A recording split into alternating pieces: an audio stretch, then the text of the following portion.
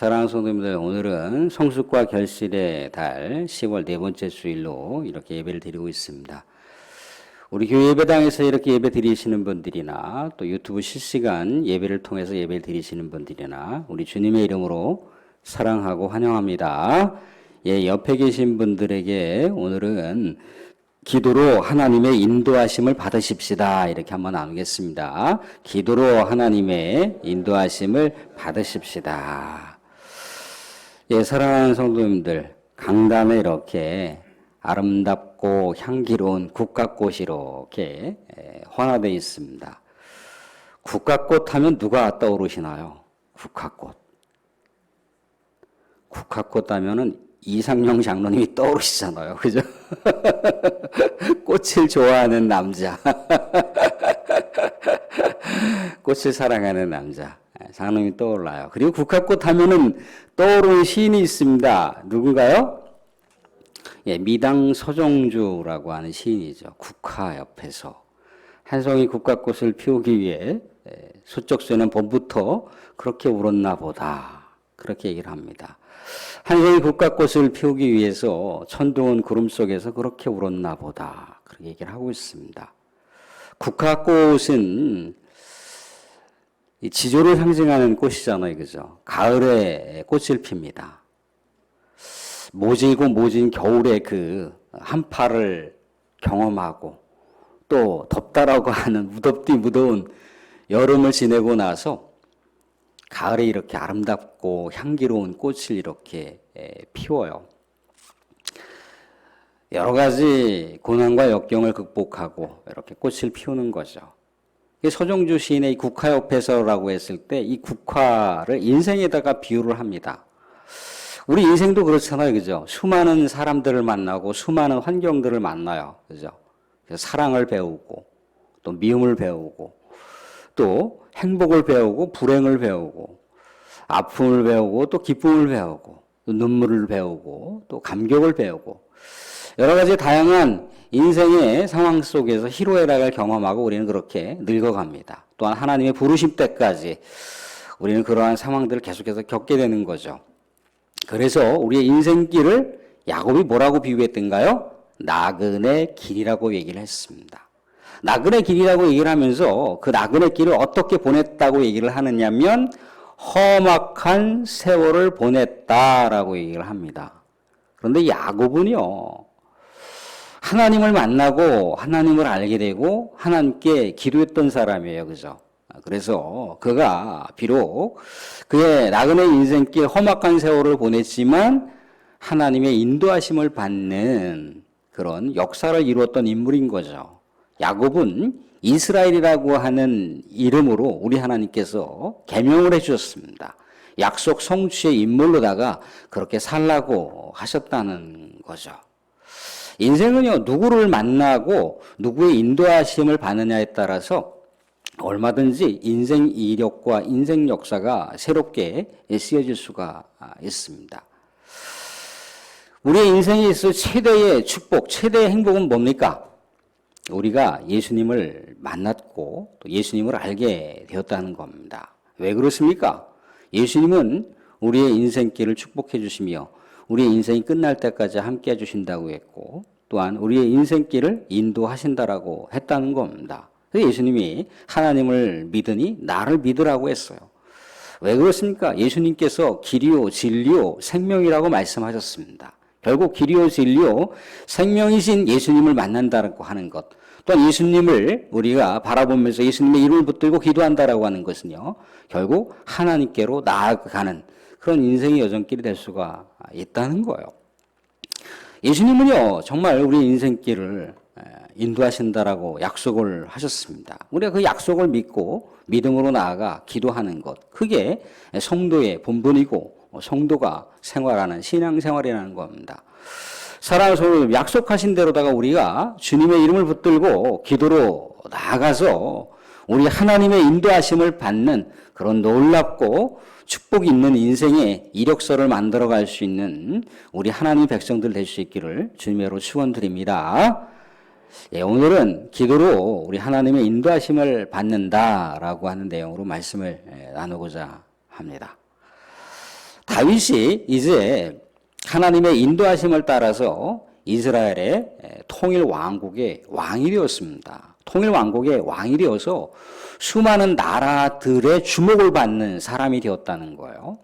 수많은 사람들이 다윗이 왕이 되었다라고 하는 것을 알고 다윗의 왕권, 다윗의 나라가 성공적인 나라가 될 수 있도록 기원하면서 다윗을 돕는 인생들이 많아졌다라고 얘기를 하고 있어요.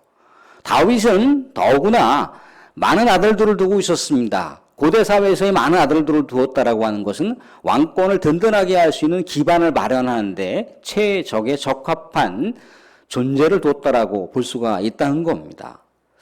그런데요, 다윗은 이렇게 자신의 인생이 잘 풀어지고 또 우리 하나님의 축복의 길을 걸어가는 것을 모두 하나님의 은혜라고 그렇게 생각했다는 겁니다. 그래서 끊임없이 하나님을 기억하고 하나님을 높여드리는 인생, 자신이 이스라엘의 통일왕국의 왕이 되었지만 자신보다 더 높은 곳에 계신 왕이 누구라고 생각한 겁니까? 하나님이라고 생각한 거예요. 하나님이야말로 만왕의 왕이시고 만주의 주라고 하는 하나님의 존재의 가치를 늘 언제나 최상급으로 격상시킨 존재가 다윗이었다는 겁니다. 그런데 이에 반해서 우리가 알듯이 사울은 어떻게 했던가요? 그가 왕이 되기 전에 하나님 앞에 겸손하고 하나님께 기도했던 사람이라는 겁니다. 그런데 그가 왕이 된 다음부터 그의 인생은 180도 달라졌어요. 하나님으로부터 받은 축복을 축복으로 여기지 못합니다. 그가 하나님을 잊어버렸습니다. 하나님 망각했어요. 하나님의 말씀을 청종하지 않고 불순종하며 거역했다는 겁니다. 하나님께 기도하지 않았다는 거예요. 그가 왕이 된 다음부터 하나님께 기도했던 내용들을 사무엘 상하를 찾아보면 눈을 씻고 봐도 찾기가 힘들어요. 그러니까 하나님이 자신의 왕이라고 하는 것, 자신의 인생의 주인이라고 하는 것을 깡그리 잊어버렸어요. 그렇지만 이 사울 왕과는 정반대의 길을 걸었던 다윗의 모습을 생각해 보세요. 얼마나 숨가쁜 인생을 10년 동안 도망자의 신세로 살았지만 그 도망자의 신세, 자신의 인생은 완전히 추락하는 인생이었잖아요. 그죠? 사울 왕의 최고의 참모 총장이자 사울 왕의 사위였는데 한순간에 나락으로 떨어지는 인생이 됐더라는 거예요. 우리 인생이 그렇습니다. 한순간이라는 거, 한순간. 한순간에 팍 갈 수가 있는 게 우리 인생이라는 거예요. 근데 그 상황에서도요, 다윗은 하나님을 잊지 않았다는 겁니다. 하나님의 존재를 기억하고 있었어요.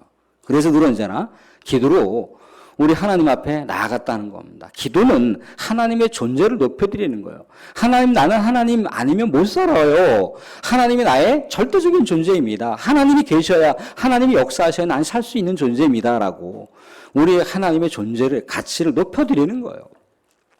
이렇게 하나님을 사모하고 하나님을 사랑했으니 하나님께서 어찌 그런 다윗을 축복하지 않으실 수가 있겠습니까? 하나님께서 그런 다윗에게 은혜를 베풀어 주시는 것이고 하나님께서 그런 다윗의 인생의 여정길을 인도하시는 거예요. 그래서 이렇게 이스라엘의 통일 왕국으로서 기백을 펼치는 그런 놀라운 그 모습을 보여주고 있는 거죠. 그런데 이 다윗이 이스라엘의 왕이 되었다라고 하는 이 소식을 충격적으로 받아들이는, 경악하는 그런 한 집단들이 있었습니다. 그 집단들이 누군가요? 블레셋이라고 하는 족속이라는 겁니다.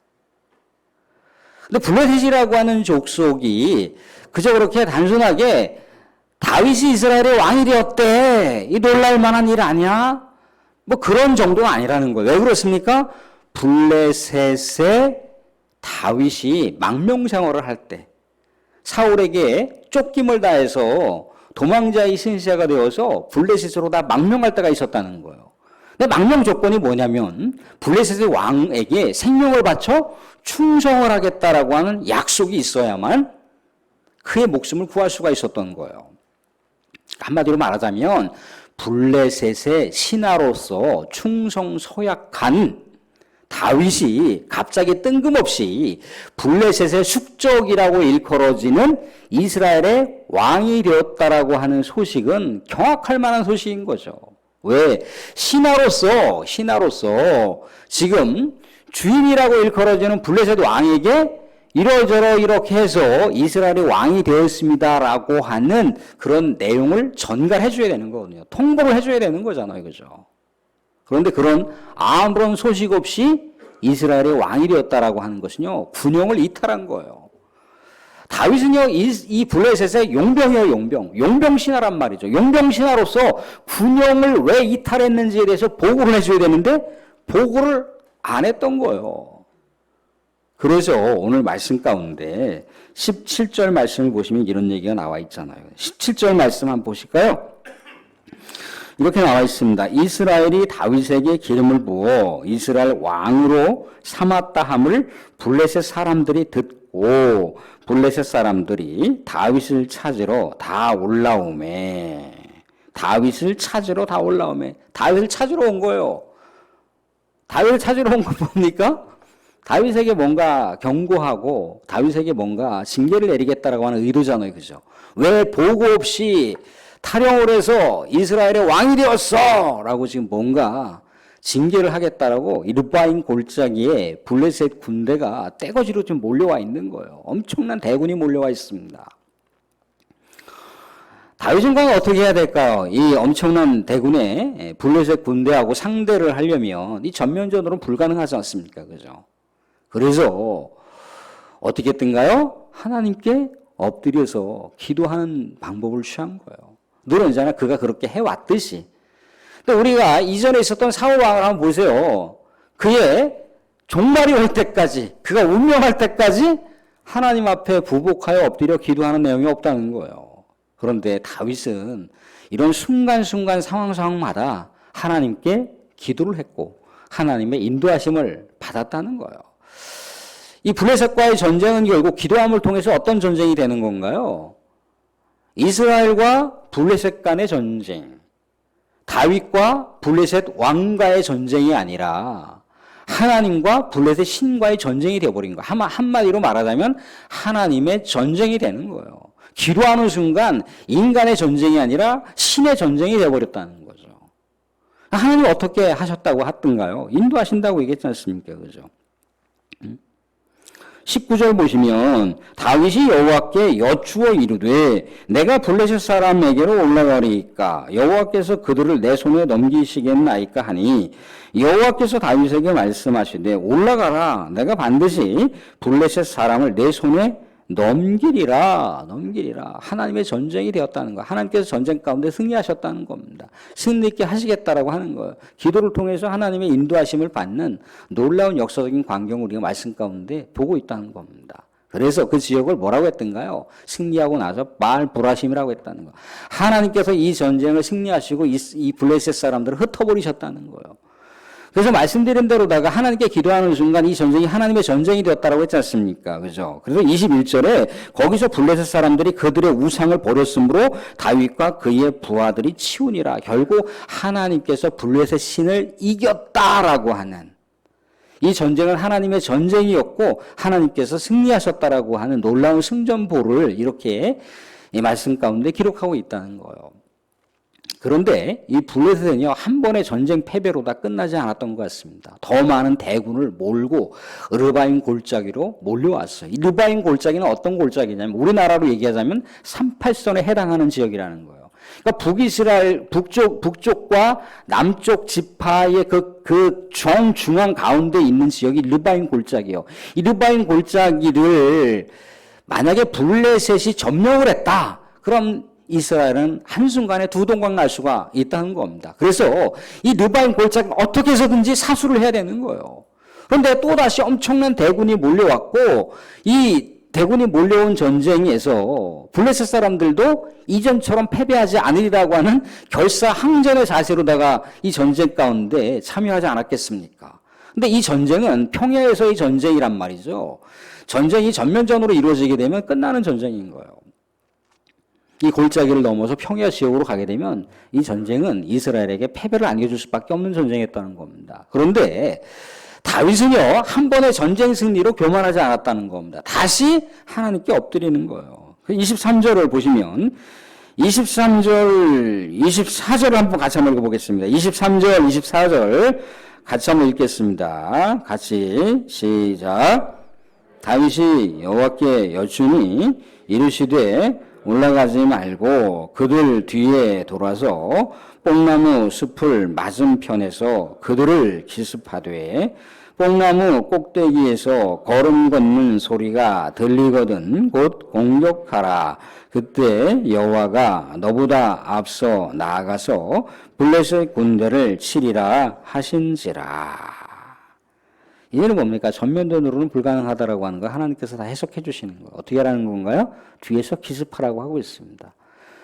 기습전으로 나아가서 이 전쟁을 이끌어라 그렇게 얘기하고 있습니다. 그런데 자 보세요. 엄청난 대군을 기습한다고 이것이 해결이 되겠습니까? 두려워 떨 수밖에 없는 다윗의 이 마음을 하나님께서 오롯이 다 기억하시고 어떻게 해요? 다시 24절 보시면 여호와가 너보다 앞서 나아가서 블레셋 군대를 치리라. 하나님께서 이스라엘 군대보다 앞서서 나아가셔서 이 전쟁을 이끄신다고 얘기했어요. 하나님이 선봉장이 되주시겠다는 거잖아요. 그죠? 하나님께서 용자가 되주시겠다는 거죠. 하나님께서 이 군대의 군장이 되주셔서 전쟁을 진두지휘하시겠다는 거 하지 않습니까? 그죠? 이 전쟁 끝난 거 아니겠습니까? 그죠? 전쟁 끝난 거예요. 하나님께서 최전선에서 최선봉에 서셔서 전쟁을 인도하시겠다라고 하는데 이 전쟁 끝난 거 아니겠어요? 그죠? 이 전쟁이 끝남으로 인해서 어떻게 됐던가요? 25절 보시면 이에 다윗이 여호와의 명령대로 행하여 블레셋 사람을 쳐서 게바에서 게셀까지 이르니라. 완전히 이스라엘의 영토에서 완전히 내쫓아 버렸다는 거예요. 태평성대를 이룰 수 있는 놀라운 은혜의 사건을 모르다가 기도로다가 성취해가는 그런 놀라운 은혜의 역사를 지금 말씀 가운데 우리가 보고 있어요. 사랑하는 성도님들, 다윗은 그랬다는 겁니다. 자기가 뭔가 인생을 성공적으로 만들어 가든지 아니면 인생을 어려움 가운데 빠져 있든지 하나님을 기억했다는 거예요. 하나님께 기도로 나아갔다는 겁니다. 하나님을 높여드렸다는 거예요. 하나님을 높여드리는 인생은 시편과 잠언과 전도서를 통해서 뭐라고 나왔던가요? 하나님을 높여드리는 인생은 하나님이 그를 높여드린다고 얘기하고 있습니다. 다윗이 그랬다는 거예요. 기도는 하나님을 높여드리는 거예요. 하나님이 그러니 그 인생이 인도하시지 않겠습니까? 사랑하는 성도님들, 말씀을 맺겠습니다. 기도는 하나님을 절대적인 존재로다가 세워드리는 거예요. 하나님이 나의 인생에 있어서 정말 절대적인 존재라고 하는 것을 시인하고 고백하고 하나님의 인도하심을 따라서 내 인생 나그네 길을 그렇게 살겠습니다라고 하는 그런 순종을 결단하는 것이 기도입니다. 하나님의 존재를 기억했다니까요. 기도한다라고 하는 것은요, 내 인생을 내 스스로 할 수 없음을 고백하는 거예요. 하나님이 개입하셔야만 내 인생이 꽃이 피고 향기가 나는 인생이 될 수 있다라고 하는 것을 우리 하나님 앞에 진실되게 고백하는 거예요. 하나님을 그렇게 높여드리면 하나님 우리에게 전인격적인 아버지가 되시는 거예요. 아버지 노릇을 하러 우리 가운데 오시는 거예요. 그게 기도예요. 사랑하는 성도님들, 다윗이 그렇게 하나님 높여드리고 하나님을 인정하고 하나님께 기도했을 때 하나님의 인도하심을 받았어요. 그렇게 우리 주님께서도 우리에게 약속하셨다는 거죠. 사랑하는 성도들, 길이요 진리요 생명이신 예수 그리스도의 이름을 붙들고 기도하십시오. 하나님께서 사랑하는 성도님들의 인생의 나그네길, 그 길을 반드시 인도하여 주실 겁니다. 그런 놀라운 은혜가 저와 여러분 가운데 있어지길 주님으로 축원드립니다.